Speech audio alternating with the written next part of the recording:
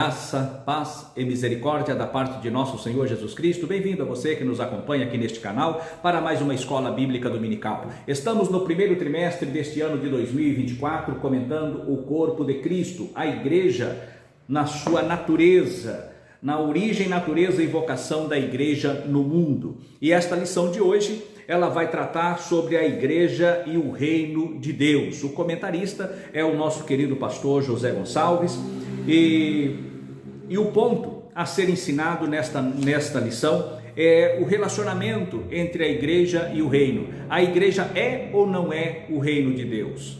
Qual é a função da igreja? O reino de Deus no sentido pretérito, no sentido presente e no sentido futuro.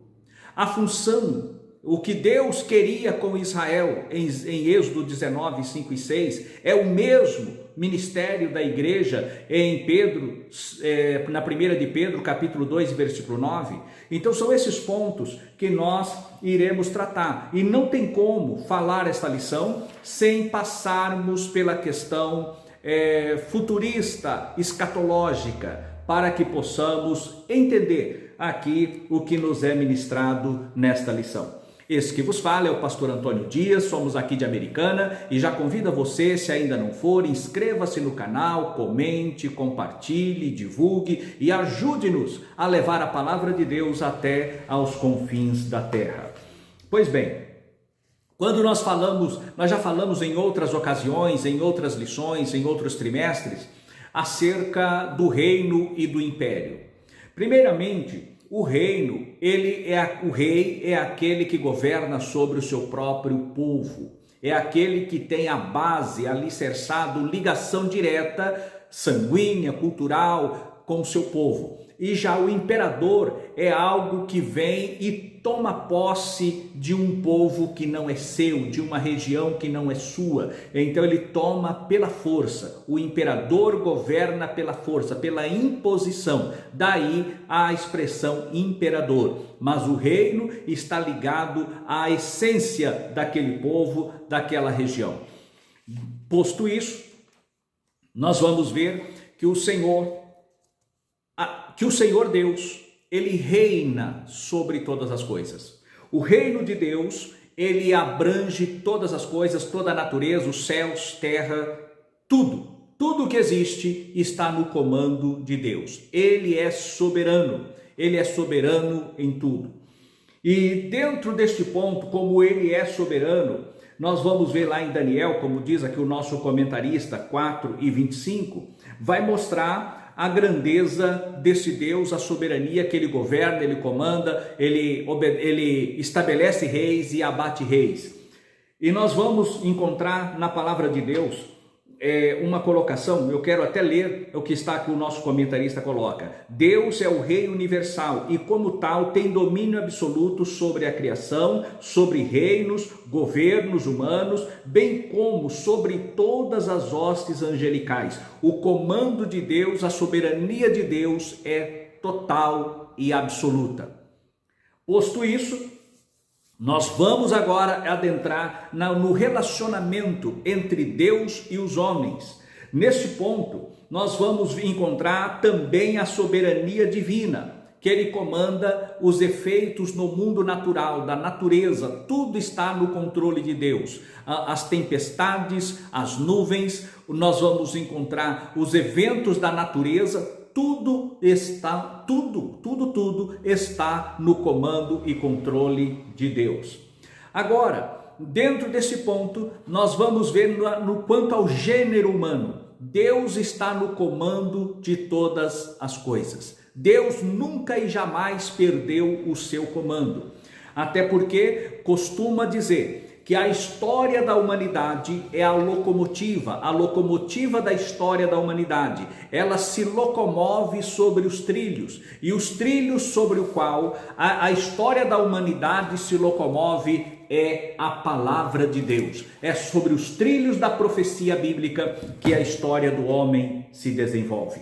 Neste ponto, nós vamos ver que Deus, em razão da queda, do homem, em razão do pecado, Satanás impôs o império maligno no coração do homem. Então ele veio com o seu império, pela força, pelo engano, pela maldade, o inimigo das nossas almas. Ele impôs todo o mal. E como existe alguns pseudos teólogos, que não posso dizer que são teólogos, mas são os chamados desigrejados, o Papa dos desigrejados, não vou citar o nome aqui, mas ele diz o seguinte, que Deus é o autor do mal. Deus é o autor do mal, ele é o autor de todas as coisas. Não, Deus não é o autor do mal. O mal é o próprio Satanás. Ele se fez mal, ele se fez diabo, ele se fez opositor, ele se fez inimigo de Deus. E ele promove tudo que é mal contra aquilo que Deus fez e faz em prol da humanidade. Neste ponto, é bem detalhado isso daqui. E quando Deus, ele fala com a nação de Israel, lá no capítulo 19 de Êxodo, versículo 5 e versículo 6, ele fala que Israel seria uma nação sacerdotal. Ou seja, o reino que Deus escolheu para Israel seria uma força centrípeta. As nações da terra viriam ao povo de Israel para serem abençoadas, para cumprir aquela promessa que Deus fizera a Abraão: em ti serão benditas todas as famílias da terra. O alvo de Deus era que as famílias da terra se direcionassem a Israel, para em Israel receber ali as bênçãos de Deus. Agora, o que acontece? Israel falha, Israel quebra esta aliança e Deus de Israel levanta o Messias, o seu filho amado, encarnou-se, vindo ali da casa de Davi. Ele nasce da mulher, como já falamos na lição anterior, não quero entrar nesse detalhe. Mas agora o Senhor Jesus, ele nasce como herdeiro do trono de Davi, segundo a promessa que Deus fizera, segundo Deus falou. O próprio anjo falou a Maria que ele herdaria o trono do seu pai Davi, mas seria chamado filho do Deus Altíssimo. E nós vemos lá em Pedro, na 1 de Pedro, capítulo 2 e versículo 9, que o Senhor, ele vai fazer da igreja um reino sacerdotal, um reino de sacerdotes. Ou seja, a função de Israel era centrípeta, para que as nações chegassem a Israel. A função da igreja é o oposto, é centrífuga. É a igreja que vai comandar a mensagem do reino às nações da terra. Jesus disse: ser-me-eis testemunhas, tanto em Jerusalém, Judeia, Samaria e até os confins da terra. Função centrífuga, a igreja indo às nações, a igreja levando a mensagem do eterno a todos os povos. Nós vamos ver no tópico 2 a igreja e as dimensões do reino de Deus. O reino de Deus como realidade. Onde está o reino de Deus? O reino de Deus como realidade. Neste quesito, nós encontraremos aqui o reino de Deus como uma realidade presente. Onde se manifesta ou quando evidenciou-se e manifestou-se o reino de Deus? Lá em Mateus, nós vamos ver o Senhor Jesus curando, nós vamos ver o Senhor Jesus libertando, vemos o Senhor Jesus transformando vidas, salvando. Isso mostra o poder do reino de Deus agindo. O próprio rei encarnado estava ali plantando o seu reino no coração dos homens, mostrando que os demônios não têm domínio sobre os seres humanos.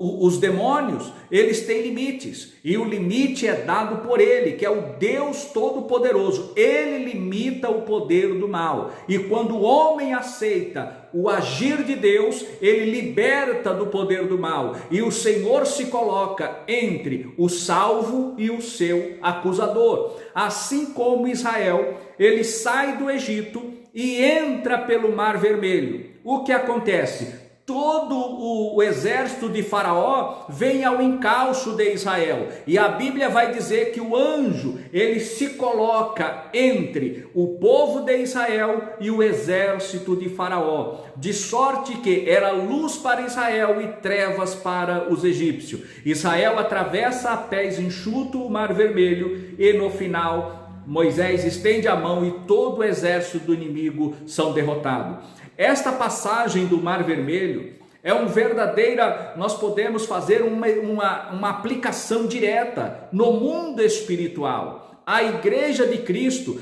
também estava debaixo do império das trevas, subjugado pelo império do mal, até que Cristo vem e derrama o seu sangue lá na cruz do Calvário.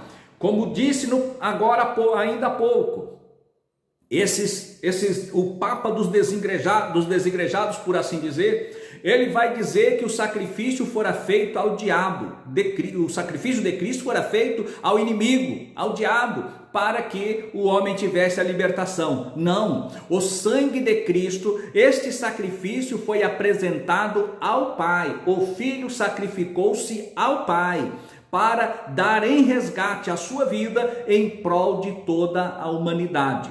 E agora, com esta salvação em Cristo Jesus, com esta salvação, o homem ele aceita Cristo. Por quê? Porque Jesus ele é o mediador entre Deus e os homens. Ele é o mediador. E ele também diz lá em João 10 que ele é a porta das ovelhas, ele é a porta. Todos que entrar por esta porta, ele vai dizer, entrará e sairá e achará pastagens. Ele é a porta. E ele diz, eu sou o bom pastor. O bom pastor dá a vida pelas suas ovelhas. 10 e 11 de João, ele é o bom pastor.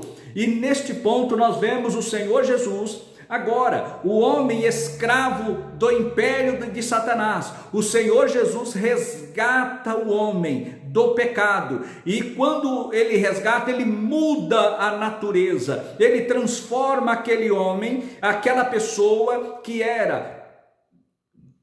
estava preso ao inimigo. O Senhor o liberta, ele passa agora a fazer parte do povo de Deus, e o Senhor se põe entre o salvo e o seu acusador, de sorte que Satanás não tem mais poder para acusar aquele que é salvo em Cristo Jesus.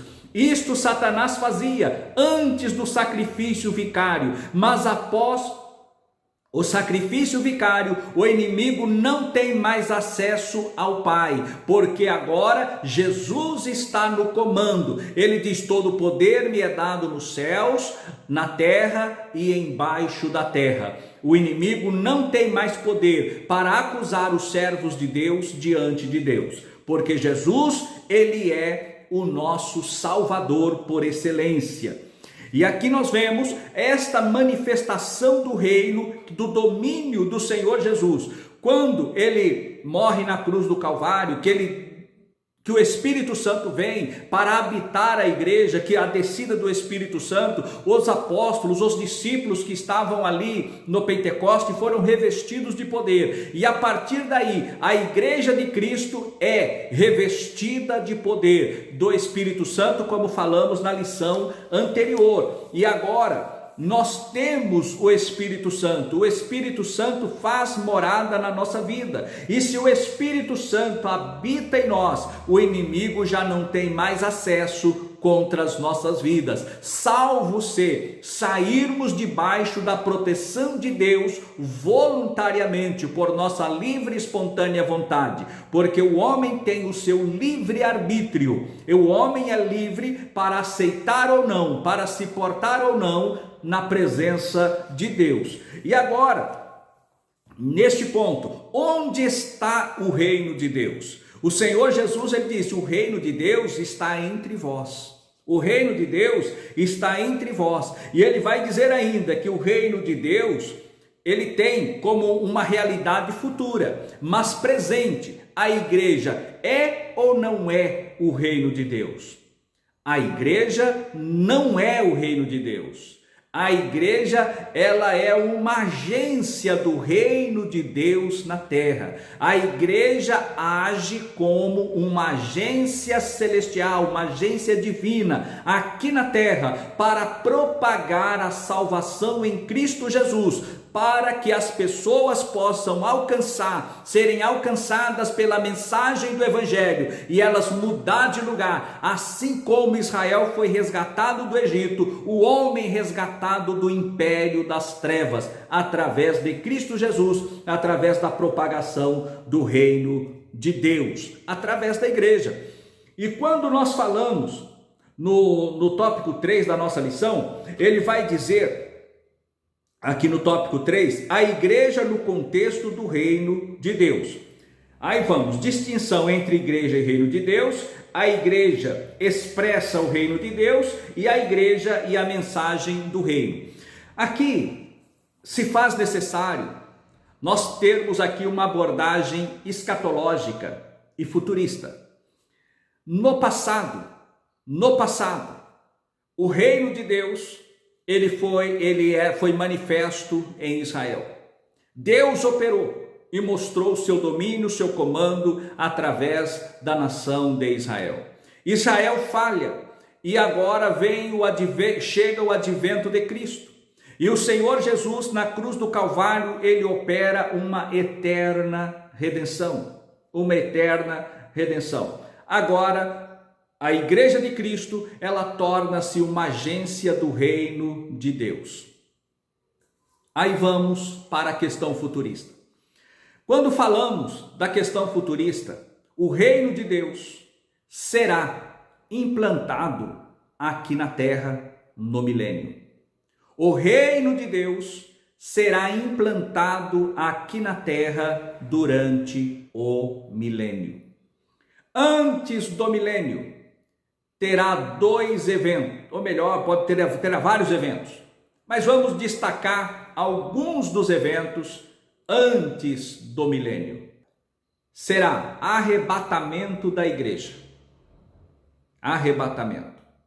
Será o cumprimento da 70ª semana de Daniel para o povo de Israel, o dia do Senhor, o dia da ira de Deus, quando Deus tratará diretamente com Israel durante o período chamado período tribulacional. Durante esse período, a igreja passará pelas bodas do Cordeiro, aquele culto retratado no capítulo 5 do Apocalipse. Nós vamos ver ali a igreja entrando para as bodas do Cordeiro.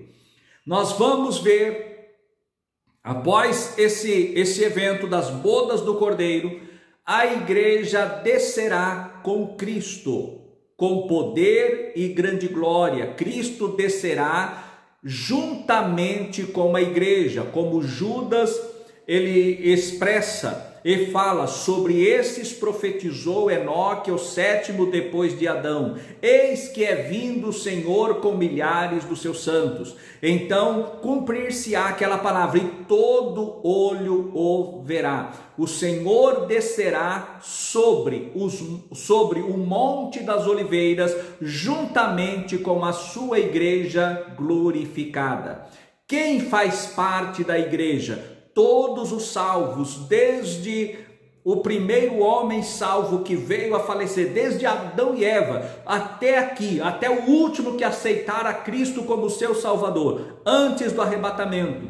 Isso compõe a igreja de Cristo. Serão composto pela igreja de Cristo, que voltará para estabelecer o milênio. Vem com Cristo. Então, nós temos aqui o primeiro evento, arrebatamento, nós temos a tribulação, nós temos as bodas do Cordeiro, a descida do Senhor em glória, o julgamento das nações vivas, que as nações bode serão lançadas para o extermínio, e o que sobrar, claro, do período tribulacional, e as nações ovelhas que se posicionaram do lado de Israel durante a tribulação entrarão para o milênio. E São esses principais eventos que acontecerão. E acontecerá também outro evento. Aqueles que forem mortos durante o período da tribulação por amor a Cristo, por não negarem o nome de Cristo, que foram perseguidos pela besta, pelo falso profeta, eles morrerão. São aquelas almas que estão lá, que João viu debaixo do trono, com palma na mão, clamando vingança pelo seu sangue derramado. Neste ponto, nós vamos ver que esses que ressuscitarem no final do período tribulacional, eles ressuscitarão e reinarão com Cristo 1000 anos. Pois bem, quem reinará com Cristo? A igreja arrebatada, a noiva, que agora, depois das bodas, é a esposa do Cordeiro. E aqueles que foram mortos por amor a Cristo durante o período tribulacional serão glorificados, mas não farão parte da igreja. Assim como existem as cortes angelicais, e nem todos são iguais em glória. E estes serão salvos, reinarão com Cristo, mas não serão a igreja de Cristo como noiva, como esposa de Cristo. Não serão, mas serão glorificados e reinarão com Cristo por 1000 anos. Aqui na terra, cumprir-se-á então o que foi profetizado pelo profeta Ezequiel, o período do reinado de Israel, onde Israel será agora, aquilo que foi falado lá no Êxodo. Israel agora será o centro de todas as coisas. E os gentios que se chegarem a Israel tocarão, se alegrarão, como diz a palavra do Senhor, por tocar em um judeu, se considerar, será eles abençoados. E neste período milenial, o reino de Deus será aqui na terra. Porém, neste período, após este período milenial, acontecerá que Deus soltará o diabo que fora preso por 1000 anos. No final dos 1000 anos, Deus soltará a Satanás, que sairá outra vez a enganar as nações e arregimentará um grande número para guerrear contra o Senhor, e o Senhor então os destruirá com o assopro da sua boca, destruirá todos os ímpios, e então estabelecer-se-á o grande trono branco, que é o juízo final. E então, como diz Pedro na sua segunda carta, depois desse trono branco, do juízo final, vem novos céus e nova terra, onde habita a justiça. Não tem como falar do reino de Deus sem apontar este detalhe escatológico. Há muitas pessoas que estão hoje confundidas, dizendo que a igreja passará pelo período tribulacional. A igreja não passará pela tribulação, como está bem apontado na palavra de Deus. Que Deus nos abençoe e nos guarde. E assim, vamos para a conclusão desta lição. O reino de Deus é mais amplo e envolve todo o povo de Deus em todas as épocas. A igreja, porém, está inserida no reino de Deus. É uma agência do reino de Deus. Nesta lição, aprendemos um pouco mais sobre o reino de Deus. Como disse alguém, a igreja não é idêntica ao reino de Deus, pois este é maior que ela. Todavia, a igreja é o instrumento presente do reino e herdará o reino. Glórias a Deus. Que Deus nos abençoe, que Deus nos guarde e até a próxima lição, se Deus quiser. Amém.